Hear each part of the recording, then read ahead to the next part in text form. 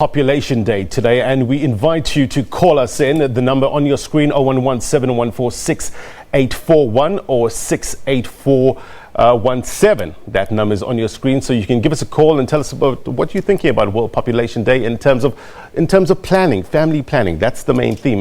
World Population Day is a day set aside to raise attention to issues concerning global population, and this year the day is observed under the theme "Family Planning is a Human Right," and yet it is estimated that over 200 million women who want to avoid pregnancy are not using safe and effective family planning methods. Now, to talk to us about World Population Day, we're joined in studio by Justine Coulson, United Nations Population Fund East and Southern Africa Region Deputy Regional Director. Justine, thank you very much indeed for your time. I guess, in the intro we were saying that, women are not being protected, but I guess it's a conversation for both men and women, isn't it?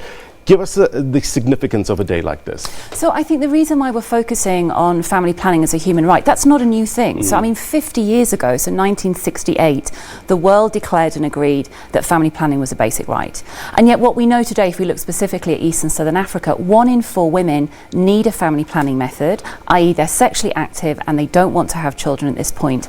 And yet, for a range of reasons, they're not able to access the family planning they need. And one of those reasons, as you say, is about also being able to educate and engage men in those conversations. But I think that's only one factor that will enable us then to ensure that we meet everybody's need in terms of family planning. It's interesting that we noting an increase in the population, but I was reading that fertility rates are actually on the decline from the 1960s. Is that correct? So, there's a whole, when you start looking at population dynamics, it gets very difficult. So, for example, if you took all urban capitals across Africa, you would see that professional women have now moved from maybe having on average 6 children to now moving to having 3 children. 2 to 3 children is the average size. What we do know is that family planning is directly linked to women's education, women's employment and women's empowerment. So when they can plan when to have children, if to have children, how many children, and that's alongside education opportunities, employment opportunities, then we don't need coercive policies around family planning or population control. Those two things together, empowerment, education, employment alongside family planning, will start to ensure that we have better control on population size. And that will talk to economic benefits, isn't it? No, of course. So what we know is that when you give family planning to a woman, you actually have an exponential benefit both for the household and for the society. So for women, it means fewer maternal deaths, it means better opportunities for education, employment, it means better economic viability and sustainability for the household, for the family, it's better for the children that are born and their future, and then at the same time much better for economic development as a whole for the society. Let's talk about teen pregnancy. What's your organisation doing in terms of addressing this? So, and I think, that's one of the key populations where we can see that we are not meeting the needs for family planning. So, for example, even in South Africa, and South Africa's done extremely well in family planning coverage and family planning access. It has one of the highest rates of family planning access in the whole of Southern Africa. But when you drill down into those figures and you look at women between 15 and 24, you see that 1 in 4 of those young women cannot access family planning when it needs it. And so what we need to look at with young people is information. We need to have correct information and information that comes through a range of sources. So information through schools, information out of schools through respected community leaders, correct information available on internet platforms, social media platforms. So for example, we run a social media platform called Tune Me that has a lot of dialogue and interaction with young people about their concerns and anxieties around sex and family planning, and then we provide the correct information. Justine, give us some stats. I understand that it's 83 million people are being added to the planet every year. Is that correct? Yeah, we're seeing global population growth, and when I was sat waiting to come on, I can see those figures running. I sort of feel I need to run back to the office and start working very quickly. But we must not go down the route of panic and then coercive control. Yeah. This really is about rights and making sure that people can make choices and that they are empowered to make those choices. And so that means that they need correct information. It means that when they go to the health facility, they need a health worker that knows their stuff, that they have a range of choices of family planning methods available to them. And then we believe that they will make the right choice for them in terms of the size of family that they want and can support. support. Justine, stand by. Talking about stats, I just want to throw to my colleague Desiree, who is at the interactive screen. We've got some interesting numbers going behind you there. Des, tell us more about it. Absolutely, Blaine. We invited you, the viewer, to tell us what are your deciding factors in trying to determine the if, the when and the how, if you're going to have kids. And this is an amazing screen in our background that gives you numbers as different touch points around the world record deaths and births. And it's amazing how fast it's moving. We have on the line right now Esther to also take part in the conversation. Esther, what are your contributions for today? Good day to you. What I want to highlight is that I think that, children should be educated from very early age on 6 and that type of thing. What really happens is that children have sex, parents are hiding away from them contributions and contraception, and the children are getting babies at an early age. Then comes in the abortion. Abortion is not good for anybody on any age. The following thing is then everybody goes to government and looks for assistance. I think the whole system needs to be looked at. Thank you so much for your contribution there, Esther, talking to the contentious issue of abortions.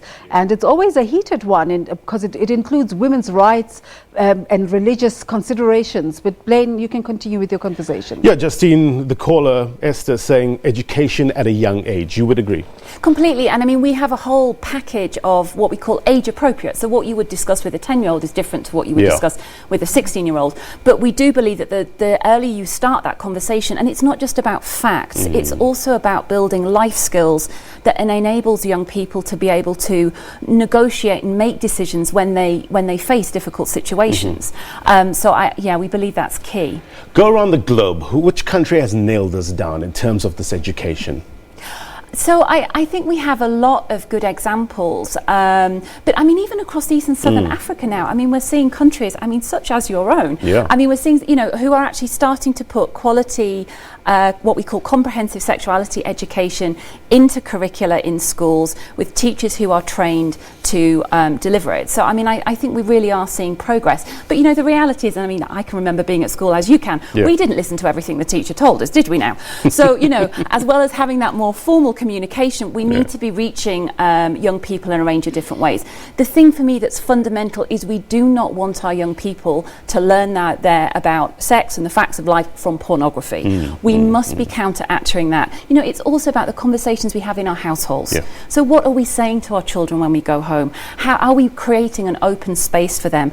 Are we willing as parents to put up our hand and say, actually, I don't know the answer to that question, but let's go along and talk to somebody who does really know those answers. So not putting the responsibility only on government and teachers, so taking some responsibility as parents, I guess. Yeah, I think also young people can carry a responsibility as well. I mean, they are active agents in their own right. And the thing I always say to young people about family planning is, if you all went out as girlfriends to buy dresses, you would not all come home with the same dress. They will all be dresses, but you all need different things for different lifestyles, different body sizes. Family planning is exactly the same. So if friend A tried something and she didn't like it, that doesn't mean that you shouldn't still go and find out what's right for you. It's a very individual conversation, and it's finding the method that is right for you. So what's the figures telling us? What's the projections in terms of the population growth by 2100? Where are we going to be standing? I don't know the answer to that question. I mean, we can obviously see the figures running and the numbers are running. But, that's why we really have to focus in on people now and making sure that they have the information now, that they can access the services they need. And we have to trust, I think, our citizens to make the right decisions. Yeah. There's some figures that I've got here. In the year 2100, there'll be 11.2 billion people. I stand corrected on this, but 11.2 billion people. Can this planet handle that? Well, and I think, this actually leads us back to last year with the African Union, when we had this big focus on demographic dividend. Because, what we were saying then is, look, when you have this huge youth population that's growing, assuming that they will actually go on to have fewer children in the future than maybe their parents and grandparents did, there's a huge opportunity at this point in Africa for, if we invest in education, employment and health, that we can actually really seize a huge economic moment that we saw in some of the Asian tigers a number of years ago. Yeah. Justine, stand by. Des, I want to come to you very quickly. Just give us some of the numbers if you can. What are some of the numbers that's rolling behind you? Absolutely. This is a population calculator, looks at the growth of the population on a daily basis. There's different touch points from all over the world. Clinics, hospitals, registering births and deaths wherever they are. Amazing the speed at which it's moving. The births just today, 167,200, well, it lost me even as I was busy counting there, but it gives you the daily tally, and on the right it gives you the yearly tally, and that's your births for this year. And as the daily one keeps moving up, and it doesn't go down, it just keeps going up and up and up. As the daily one keeps going, so does the annual one. Deaths per year, deaths this year, there you have it at, that number looks a bit suspect though, 30,593, 838. I dare to say I think it could be a bigger number, but your population growth this year at 43,270 and 38. I don't know. Do you agree with those figures? Do they make sense to you? Interesting figures. Yeah, definitely interesting figures. Do you know how these are collated? Yeah, I mean, they're based on population projections, but I mean, I think the figure we should really focus on is that projection of, almost 70,000 deaths today. And, talking about family planning as a basic right, family planning is actually also a life-saving service. It stops women from dying from unplanned pregnancies, and therefore it's also a key factor in terms of keeping women safe. As we wrap up this conversation, I think we hit, 7 billion in the year 2011 on World Population Day. What do you want to leave our viewers with in terms of the one sentiment that they should take from this? So I think what I really want to say is it's everybody's job to address this. Yeah. It's not just about governments or about educators, it's about our individual choices. So if you have viewers today who are sexually active, who are not ready to have children, who are not using a family planning method, my request to them is go out and talk to somebody who knows their stuff, your local GP, your local nurse, whoever you trust, to get that information and make that choice. Yeah. Thank you very much indeed for your insight, Justine. Justine Coulson is the United Nations Population Fund East and Southern Africa Regional Deputy Regional Director. Thank you very much indeed for your time. Well, we are inviting you to call us. The number is 0117146841. And I do understand that we have a voice note. Let's play it. To consider when planning a family would be, number one, are you emotionally ready? And number two, are you financially ready? Because those two factors can literally make or break your experience, So I would say that try to get all of your ducks in a row. Try to make sure that you are emotionally ready as well, that this is a step that you want to take, because it's not an easy road. But I would think that those would be the top two things to consider. And then moving down the line, maybe family history would come into play and things like that. Thank you very much indeed for that comment. We have Destiny from Cape Town. Destiny, a very good morning to you. What's your comment?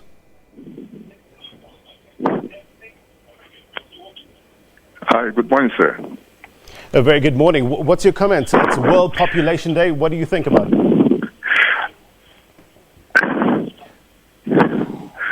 These figures are very scary, man. And I also think that the data I'm seeing there now does not really represent the actual number on ground. Because if you take, for example, most countries in sub-Saharan Africa and maybe the global south that doesn't have infrastructures to capture data, the deaths in these countries are not recorded. So the number we are seeing here, like now, you're showing the current world population would actually be more than what we are saying, because there are a lot of countries that does not have that kind of system to be able to capture this kind of data that will be useful to project or make aware the world population. So in that case now, I just needed to ask your guest, how is the United Nations or most of the governments, what are the systems or mechanisms put in place to get an accurate figure or to improve the data collection, especially in most of these countries that does not have such infrastructures to capture death and all those kind of statistics. Because I can tell you right now, in the rural villages, in maybe, do we say midwives or these local midwives, they don't even know about statistics. They cannot even record. How are the government trying to put these things in place to get enough accurate data? Because the population of South Africa, for example, could be even more than 48 or 50 million people. Destiny, thank you very much indeed for your call. Destiny there from Cape Town. Justine, I said goodbye, but let me bring you back in here. It's a very important point that Destiny is making with regards to the underreporting of deaths in many parts of Africa. So generally talking about that data, the census that takes place every 10 years, and UNFPA plays a key role in supporting governments to cover census, is a key point where we take a snapshot of the true size of the population. Yeah. And then from there we can project through that. In terms of deaths that are happening, we have a whole mechanism of what we call maternal death surveillance, which is a mechanism why deaths are recorded and then reported up into a national system, and then ideally the causes of that death are analysed to allow the health system to learn how to do things differently in the future and avoid future deaths. I would completely agree with your caller that that's not always perfect. But on one level, any death or any preventable maternal death is unacceptable. So I think there's a lot of investment going on with us, the national statistics offices across the region, to ensure that data gets better and better. But there is data out there, even though it may not be as precise as we would want it to be. Thank you very much once again. The World Population Day today, we're having this conversation. Continue to send us your calls, also your tweets at @theagenda_SABC, and we'll read more of them after the break. Stay with us.